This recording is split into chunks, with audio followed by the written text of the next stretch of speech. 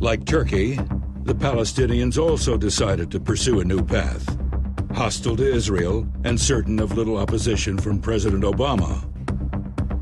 At the UN, they pushed a resolution declaring Israeli settlements illegal, in opposition to long-standing U.S. policy. Yet Obama refused to say whether he would veto it. His silence encouraged the Palestinians. Despite President Obama's lengthy phone call with Palestinian President Mahmoud Abbas, urging that the resolution be pulled, Abbas turned Mr. Obama down. Obama's UN ambassador vetoed the resolution, but then delivered an anti-Israel tirade at the Security Council. We reject, in the strongest terms, the legitimacy of continued Israeli settlement activity, corroded hopes for peace and stability in the region, devastates trust between the parties, and threatens the prospects for peace. Congress was astonished. You repeatedly refused to publicly commit in advance to veto that resolution, leaving Israel essentially twisting in the wind. Many of us read this as, we agree with the demonizing, condemnation, and vilifying, but we regrettably have to vote against it. We threw our friend and ally, Israel, to the wolves. The lesson seemed to be clear. Obama may oppose the Palestinians, but he would do so quietly and timidly. But Israel would be treated once again to public flogging. 2 weeks later, Obama again questioned Israel's commitment to peace, this time to Jewish community leaders visiting the White House. In the spring of 2011, President Obama delivered a major speech on the uprisings taking place in Arab countries. He used it to announce a surprising policy change on Israel, hours before Prime Minister Netanyahu boarded a flight to the United States. We believe the borders of Israel and Palestine should be based on the 1967 lines with mutually agreed swaps. When Israelis hear a return to 67 lines with land swaps, what the Israelis hear is acceptance of the Palestinian beginning for negotiations, not a recognition of Israeli concerns, that you begin with the question of defensible borders. So this was a kind of slap in the face or throwing down of the gauntlet. The Palestinians had long claimed that all of the territory on the eastern side of the 1967 borders was theirs, and the president seemed to legitimize these claims.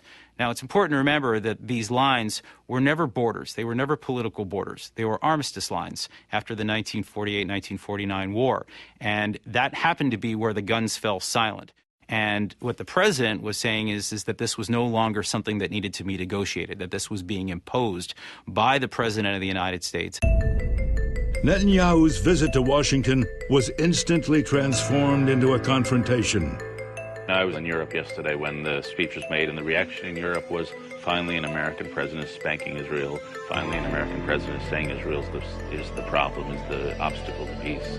And when the Israelis feel that from the European community, when they feel that from the Arab world, that interpretation, believe me, it's not an inducement to peace. And for the president to pick this fight in this particular circumstance seems to me not a worthy thing to do. Leading Democrats repudiated Obama. Everyone knows that the 1967 lines are simply indefensible for Israel, and for the president to emphasize that, I think, was a very big mistake. No one should set premature parameters about borders. Israel's borders must be defensible. Jerusalem is the undivided and eternal capital of Israel. At the heart of the disagreement is Israel's right to defensible borders. Retreating to the pre-1967 lines would remove Israel's presence on the border between Jordan and the West Bank, allowing arms to flow into the mountains of the West Bank that overlook Israel's major cities.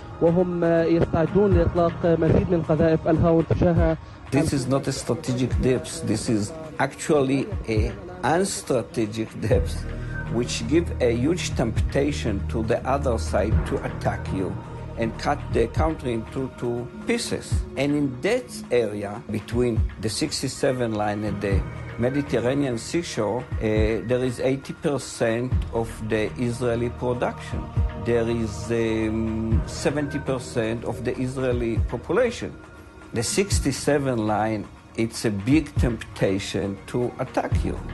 We have to fight terrorism effectively. And the 67 line is actually a mortar range from all the Israeli main cities. As Obama piled demands on Israel, he said next to nothing as Abbas sought to unify the Palestinian government with the terrorist group Hamas and have Palestine declared a state by the UN without making peace with Israel. The idea behind it was the Palestinians would cease to negotiate with the Israelis, go directly to the United Nations and declare a state. And what they began to realize is that if they had the United States on their side, not forcing them to negotiate, not forcing them to make any concessions, it was easier for them to go to the UN in this capacity. The support that Palestine has in the General Assembly is overwhelming, and that really goes to the mistakes the Obama administration has made. What type of way is this to negotiate? Put a gun to Israel's head, and every time the Palestinians don't like the way the negotiations are going, the Palestinians can threaten that they're going back to the United Nations. You get the sense that they believed that they were dealing with the most pro-Palestinian in history, perhaps since Jimmy Carter, perhaps ever. It intensifies its decades. In front of the UN General Assembly, Abbas delivered a fiery anti-Israel speech, denying that Jews have any historic connection to Israel. And he delivered his speech on Palestine Liberation Organization letterhead, showing a map of Palestine with Israel erased. The Obama administration, as usual, offered no criticism. While the Obama administration was applying a great deal of pressure on Israel, the Palestinian Authority under Mahmoud Abbas was in direct negotiation with the Hamas terrorist organization the entire time, trying to work out a unity deal, and the United States was silent. The United States clearly was opposed to Hamas participation, but was very careful not to challenge this notion of a unity government. Israel was not so quiet in opposing Hamas. But Israel will not negotiate with a Palestinian government backed by the Palestinian version of Al-Qaeda. That we will not do. So I say to President Abbas, tear up your pact with Hamas. Sit down and negotiate. Make peace with a Jewish state. If you go to Palestinian schools, Israel is not mentioned there, talking only about their issue. The Shaheed, the suicide bombers are actually the big heroes of those kids. When we talk about peace, we need to see what is behind it. It's not just a political arrangement and some security arrangements. We need to see the people, and in this process, the people were left behind. So terrorism prevailed, and I don't see the educational and cultural approach to this peace. If you talk about peace, do what we do. We talk about peace, we talk about democracy, we teach the children that these are the basic issues.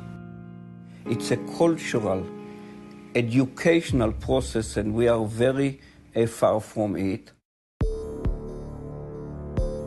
Barack Obama and Nicolas Sarkozy are now being quoted from a conversation they had about Israeli Prime Minister Benjamin Netanyahu. The exchange was overheard at the G20 summit. Sarkozy reportedly said of Netanyahu, quote, "I can't stand him anymore. He's a liar." President Obama then responded, "You may be sick of him, but me, I have to deal with him every day." Barack Obama has lectured Israel more than her enemies. He has pressured Israel to apologize to her attackers. I think he's handled the relationship with Israel in a way that has encouraged Israel's enemies. He singles out Israel for condemnation over and over again, but says in speeches that Israel has no better friend. He blames Israel for the lack of peace talks, but not the Palestinians, who have refused to come to the table for years. He says his commitments to Israel's security is unshakable, but he pressures Israel not to take military action against Iran. The President of the United States has rightly or wrongly portrayed a weak America and created a perception of a weak American president. The words of Barack Obama, the campaigner, were reassuring to friends of Israel. The actions of Barack Obama, the president, have been alarming and damaging to a relationship of trust between our two democracies. Barack Obama promised to be an unwavering friend and defender of Israel. It is deeply unfortunate and dangerous that he has failed to keep this promise. I urge Jews all over the country to vote for him, saying that he would be just as good as John McCain on the security of Israel. I don't think it's true anymore. It's an entirely natural human response. You reward your friends and you punish your enemies. The more and more we move away from that in the Middle East, the bigger a problem this will be for American foreign policy and, of course, for the state of Israel.